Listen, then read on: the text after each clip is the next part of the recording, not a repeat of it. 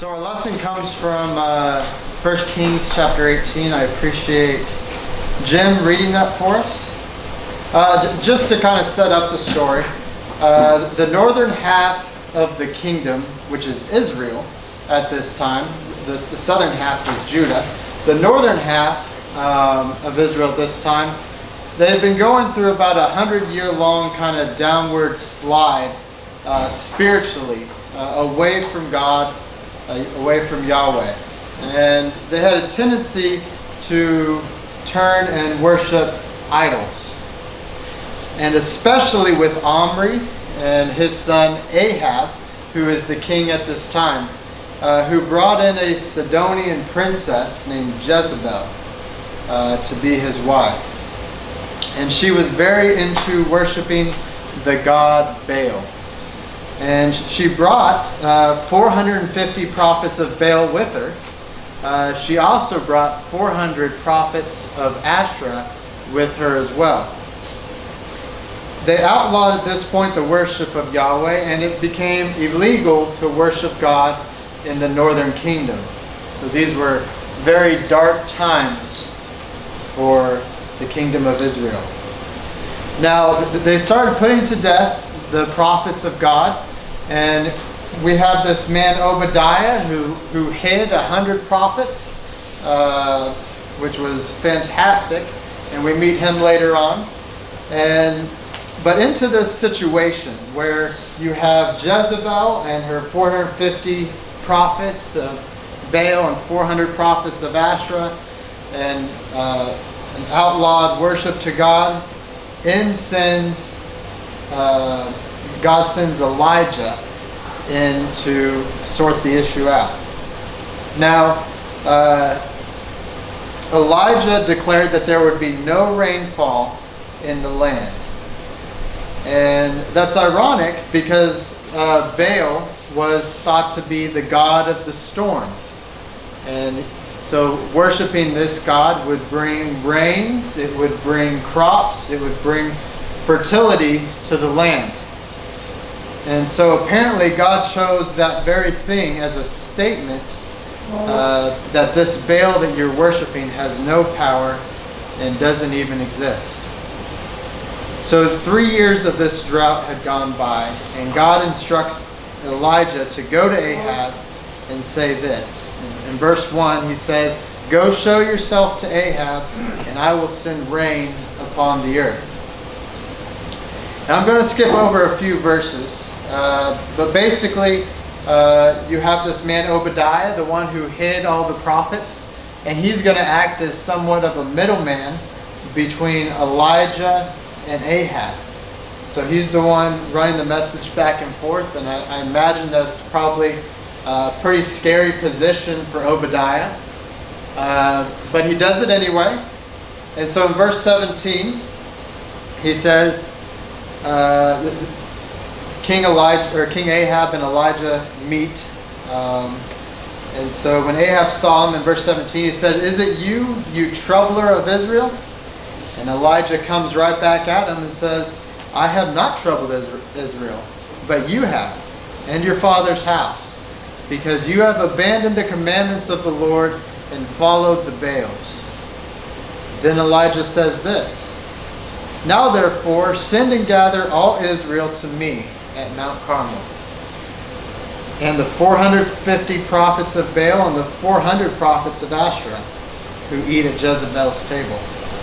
So basically at this point, Elijah is calling out these prophets of Baal and the prophets of Asherah. So you could have 450 prophets of Baal coming on top of that 400 prophets of Asherah. So it's basically one man versus 850 prophets. In verse 20, so Ahab sent to all the people of Israel and gathered the prophets together at Mount Carmel. And Elijah gets out in front of them and he yells, "How long will you go limping between two different opinions? If the Lord is God, follow him. But if Baal, then follow him." And the people did not answer him a word. So these people were basically on the fence about who they would serve.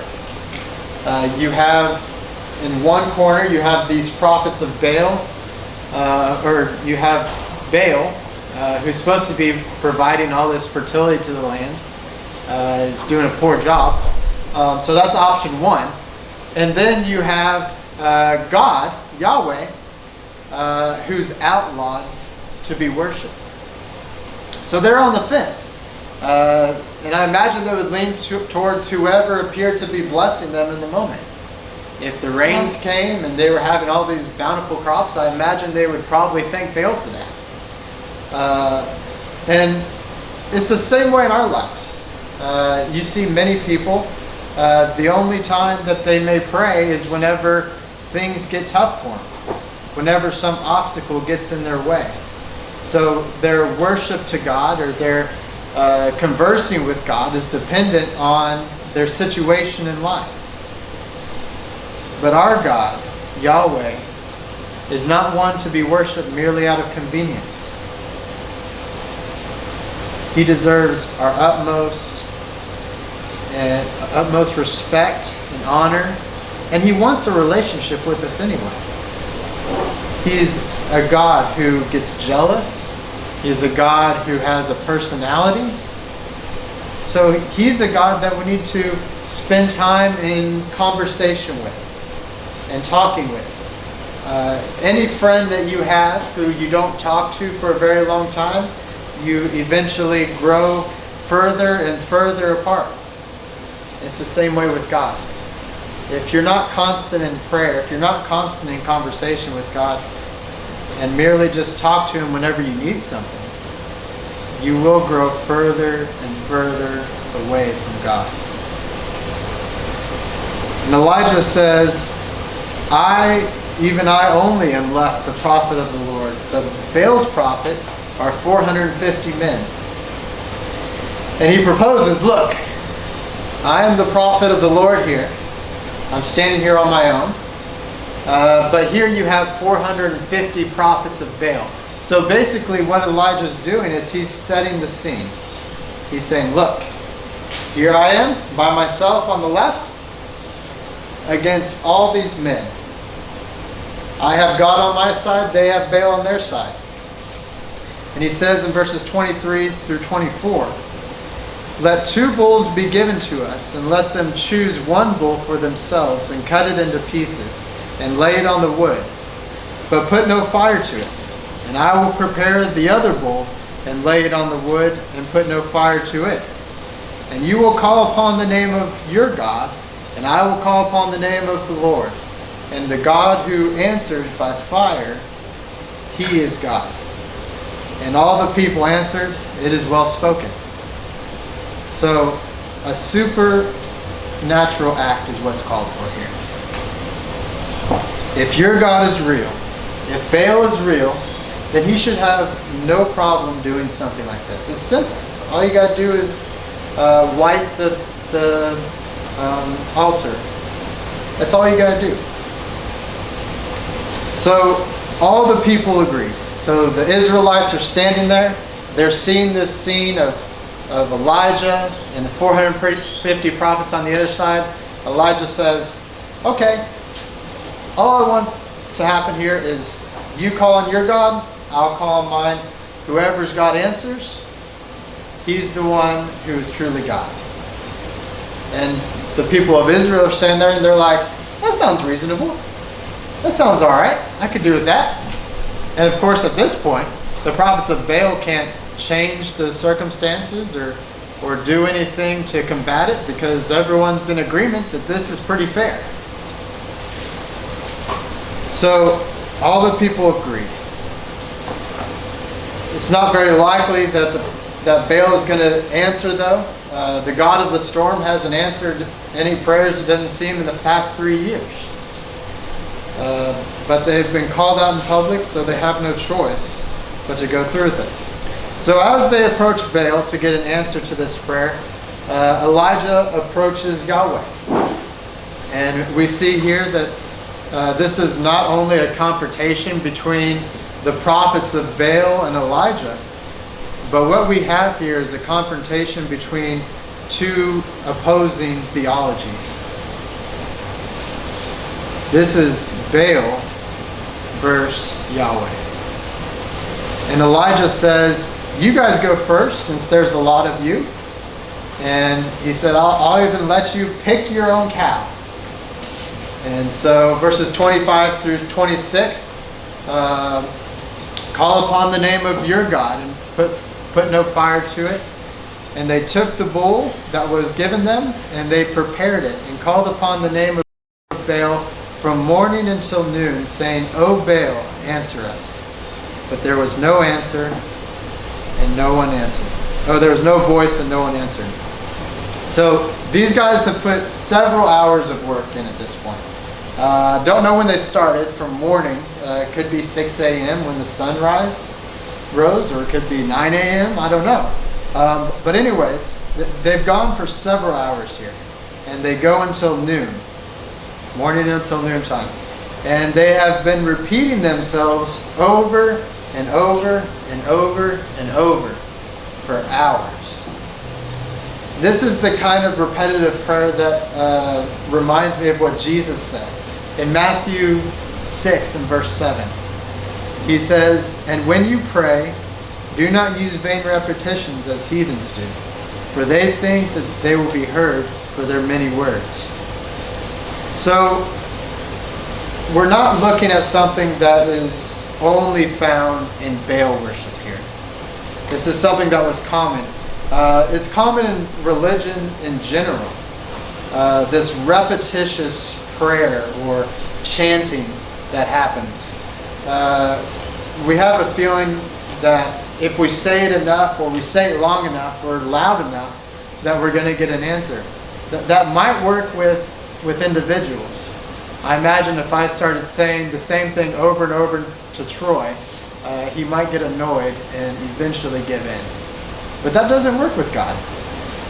And so these prophets of Baal just repeating the same thing over and over and over. It sounds like shaman trying to conjure up the power of Baal, repeating this phrase over and over and over. And what's the point? That's not a personal relationship that they're engaging in. Again, if I was to do that to Troy, he wouldn't be too happy with me. You don't talk to any friends that way. That's not how you communicate. But what it is trying to disrupt some kind of pattern in nature and to compel action from supernatural beings. That's what's going on. That's why they repeat over and over and over. And it's not just found in Baalism. It's found other places too. It's found in almost every religion I can think of around the world. Even satanic worshipers in their worship would have chants and rituals that they would go through to try to conjure up the powers of Satan. Even Catholics, when they worship, they use these repetitious prayers in their prayers. That they say this many Hail Marys and this many Our Fathers. And that's what Jesus is talking about in Matthew 6, 7. And then he goes on to say, when you pray like this. And he gives this beautiful prayer. And ironically, that prayer has become a repetitious prayer that people repeat over and over and over. Men, for some reason, want to relate to the supernatural through these practices. And it goes back to these times where they would worship Baal with these repetitious prayers, trying to conjure him up. Which probably means deep down, man knows that there's a correct way to worship. If they have these rituals that they go through, they know there's a correct way. They're trying to figure it out. In verse 26, it says, they danced hobbling around the altar that they had made. So they're doing these chants. They've been doing it for hours. And now things are starting to get a little more serious. They haven't heard an answer. So they start dancing around in a circle around this altar. So you have these words and all this physical exertion that's coming out from these prophets of Baal. and they're getting nothing. And in my mind, whenever I've heard this story, I've imagined, maybe a dozen prophets dancing around in a circle around this altar. But it's not a dozen. This is 450, maybe even upwards of 850 people chanting and dancing around this altar. It had to have been quite a scene for the people of Israel to see all these men doing this, and the commotion it must have caused. Verse 27, and at noon Elijah mocked them, saying, "Cry aloud, for he is a god. Either he is daydreaming, or he is relieving himself, or he is on a journey, or perhaps he is asleep and must be awakened." We read this, and obviously we can see that he's kind of making fun of them or taunting them at this point. And he's pointing out the man-made, this man-made God had a lot of blind spots, and he is hard of hearing. He had a lot of deficiencies. He might be asleep, or he might be relieving himself. So he had a lot of deficiencies. He's definitely not the omnipresent God, Yahweh, at all. This is a limited deity. Well, they took the bait, and they cried aloud, and they began cutting themselves after their custom with swords and lances, until the blood gushed out upon them. So now things are getting even more intense. They've gone to the next level. Now they're starting to cut themselves. And if you can imagine 450 men cutting themselves, that's probably a lot of blood being spilt. So these 450 men are crying for hours, maybe 7 to 10 hours at this point, that they're doing this repetitive prayer and dancing and mutilating themselves. This is the type of behavior that is being talked about in Colossians chapter 2, verse 23. These things have the appearance of wisdom in promoting self-made religion, humility, and harsh treatment of the body, but they have no value against self-indulgence. And that's what's going on here. These people are dancing around, and imagine the Israelites watching this. They're saying, this is how we pray to Baal? We have to dance around, we have to chant for 7 to 10 hours, and we have to cut ourselves just to call upon the name of this God? And that becomes important whenever we look at Elijah's prayer later on. And he's saying none of this transfers over into spirituality whatsoever. There's no picture of love here. What God wants is your heart. He doesn't want you to cut yourself. He doesn't want you to lose your voice chanting for hours, or twist an ankle dancing around an altar. That's not what he wants. He wants you to approach him humbly, and because you want to. Because God is your Father, and you want to have a relationship with him. These outward motions mean nothing. Verse 29, and when midday was past, they prophesied until the time of the offering of the evening sacrifice, which is probably about 4 p.m. at this point. So they started in the morning, and they've gone all the way to 4 p.m. in the afternoon. It's a grueling and desperate effort to get an answer. And then we read, but there was no voice, and no one answered. No one paid attention. Why? Why wouldn't anyone answer? Hopefully you know the answer to that question. There's no such thing as Baal, okay? Quite simply. It didn't matter what they did. They were never going to get an answer. There's just one God. So it's not enough just to be sincere, because they had been sincere. They had been sincere for hours at this point. They'd been dancing around and cutting themselves. If that's not sincerity, I don't know what is.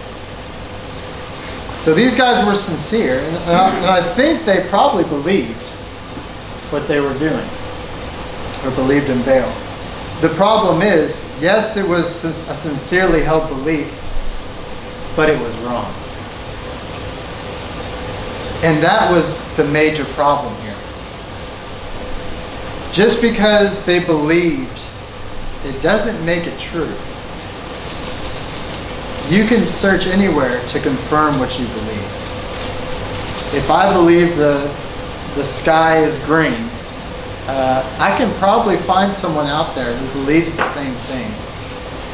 And we probably live happily talking about the green sky for a long time.